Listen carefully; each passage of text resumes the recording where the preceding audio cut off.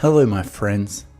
In addition to millions of cattle of popular breeds such as Angus, Hereford, Holstein or Nguni, currently many cattle farms in the United States and some African countries also raise Longhorn cattle for the purpose of harvesting meat, milk or raising for conservation.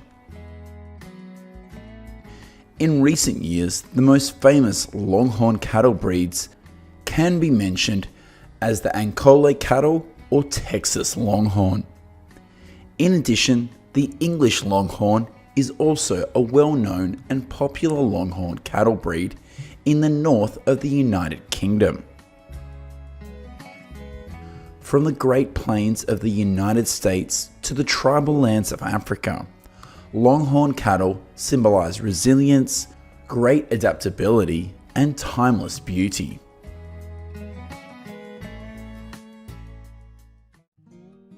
We are currently located in the western region of Uganda. This is where the largest concentration of Ankole Longhorn cattle ranches are in Africa. Like most other livestock lands in the world, each morning, these Ankole Longhorn cattle will be released from the barn and go into the pastures to feed freely.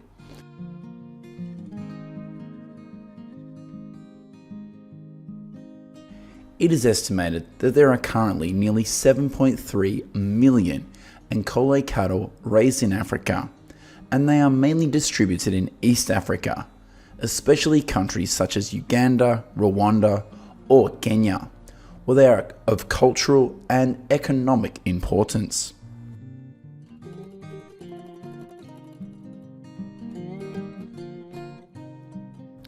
According to the grazing habits of farmers in East Africa, herds of dozens or even hundreds of individuals are usually only grazed in pastures up to 3 miles from the farm. In addition to helping farmers easily control their livestock, another reason why herdsmen and their herds don't have to travel too far is because natural food sources in this area are abundant and readily available.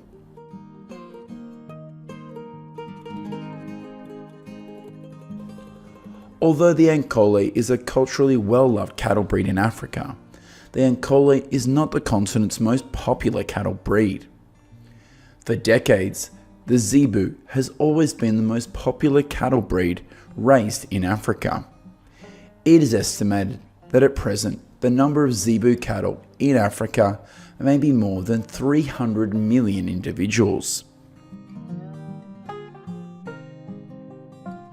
The Ankole Longhorn cattle are common only in East Africa, and their name comes from the Ankole people, an ethnic group living mainly in the western regions of Uganda and parts of Rwanda. On average, an adult male Ankole usually weighs around 1,100 pounds, and the average weight of a female is only around 800 pounds. Compared to Angus cattle raised in the United States, the weight of Ankole Longhorn cattle is about 30% lighter.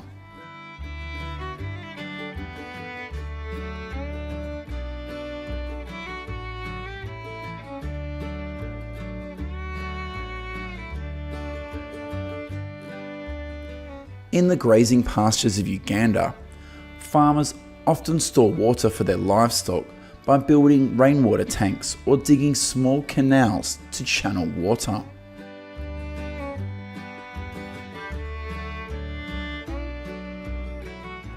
In the late afternoon, when the sun has gradually turned off, the Ankole herds will be herded into the barn to rest. Because there are no predators around these farms, the construction of the barn is also done rather simply, and it does not have a roof.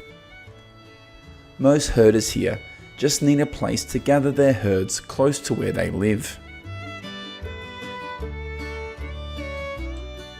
About every 3 days, the farmers will burn straw or other materials to create smoke in the barn to control insects and other parasites. In addition, they say this helps reduce the stress of animals in tight conditions.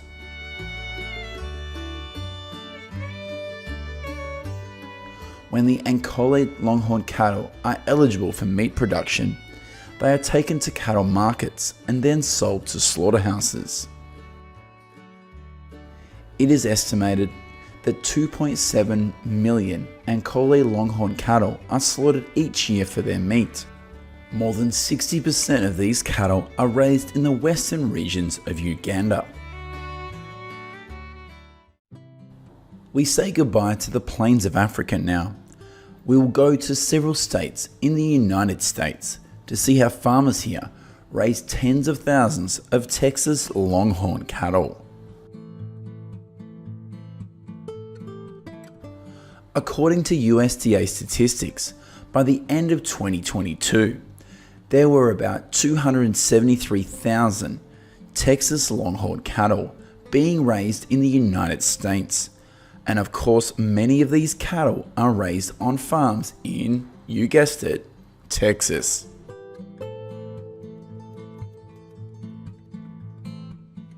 Like many other cattle breeds raised in the United States, Texas Longhorn cattle are raised for their meat and crossbreeding. However, the most striking feature this Longhorn cattle breed brings to America is its historical and cultural significance. Many ranchers in the United States claim that they often raise Texas Longhorn cattle to preserve and honor the heritage of the American West. In addition, these Longhorn cattle serve as a symbol of the frontier era.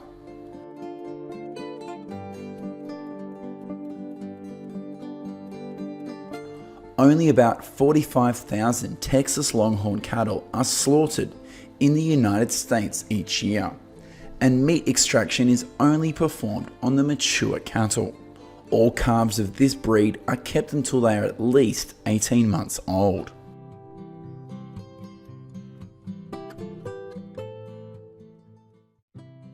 Currently, the ranch with the most Texas Longhorn cattle is a ranch in Hill County, Central Texas.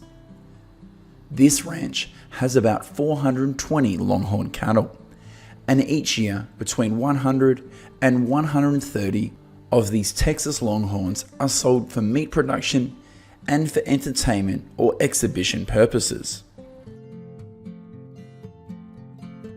Which breed of Longhorn cattle are you most impressed with? Let me know what you think in the comments section of the video.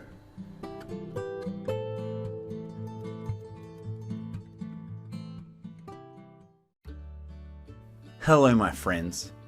Farming is not only affected by mammals like wild rabbits, wild pigs or rats. Every year, Australian farmers and ranchers suffer significant damage from millions of wild birds from the parrot family. Currently, there are 56 species of parrots living in most areas of Australia, with an estimated number of more than 17 million individuals.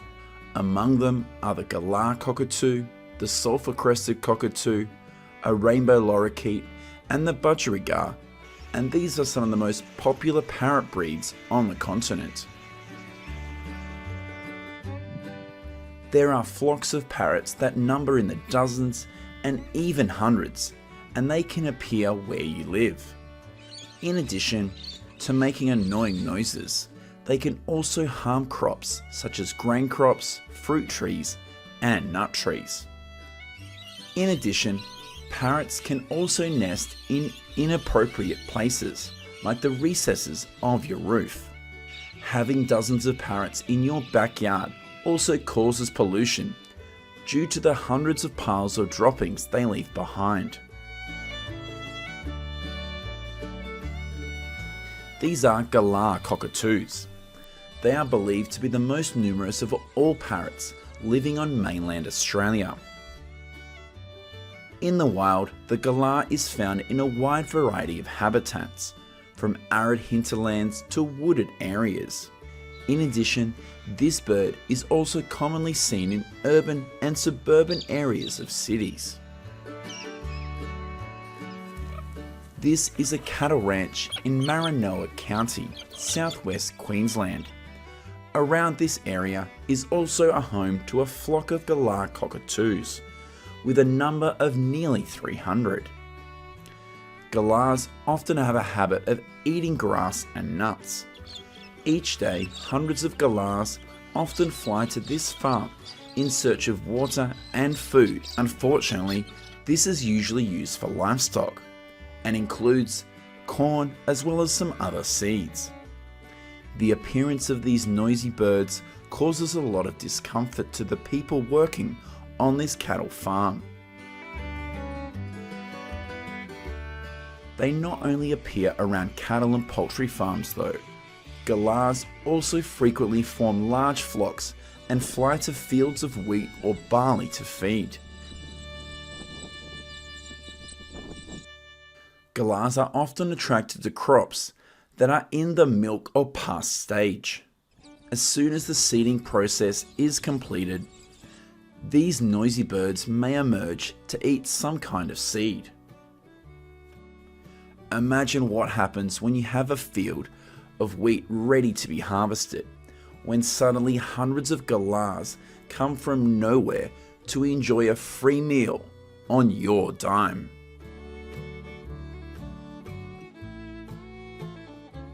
In the northern parts of Australia, the breeding phase of the galah takes place from July to December each year, and in the southern regions, the breeding period for this bird usually lasts from February to July.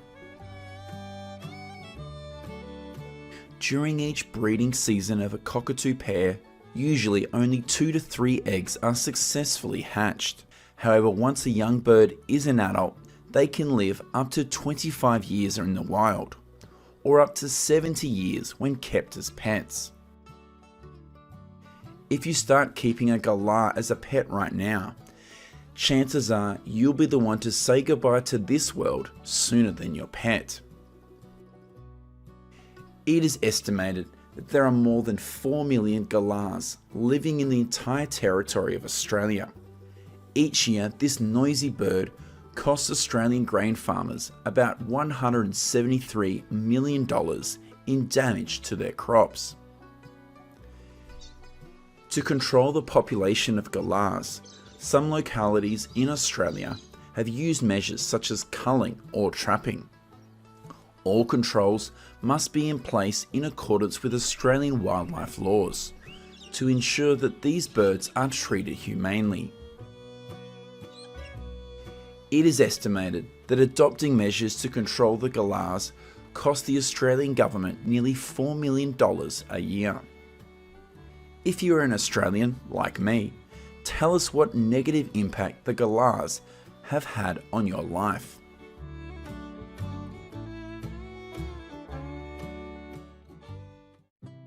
In addition to the galahs, budgies are also a parrot species found in abundance in Australia, and the negative impact this small bird has on agriculture in this country is significant.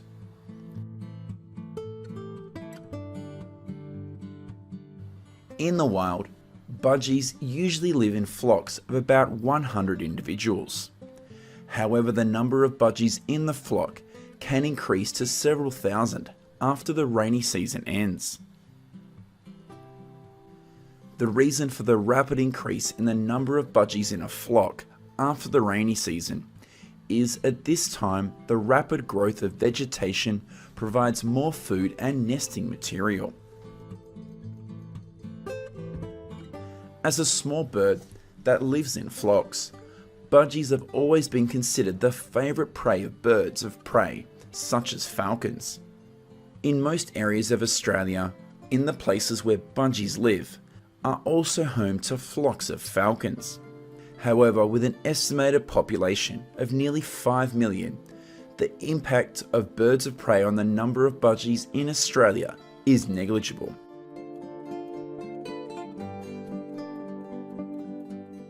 It is estimated that only about 1.3% of budgies in Australia die each year due to the impact of predators and other factors such as disease or hunting. In most areas of Australia, the breeding season for budgies usually lasts from September to February of the following year. However, this bird can also completely stop breeding for a year if the weather conditions are too dry or there is a lack of nesting material. After about 6 to 7 weeks, these young birds will be ready to leave the nest, and after each breeding season, the number in a colony of budgies usually increases to about 13 to 17 times the original number.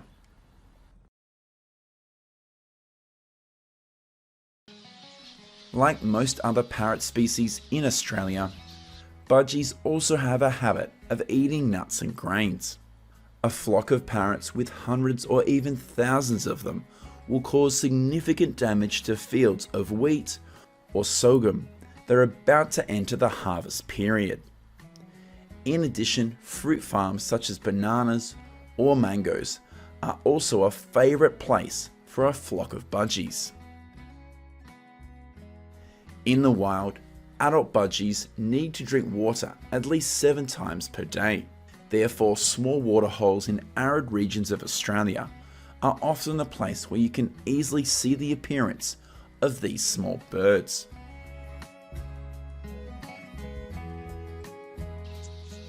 In some cases where budgies cause damage to crops or other resources, Australian landowners or agricultural authorities may take measures such as trapping, scaring, or shooting to control the populations.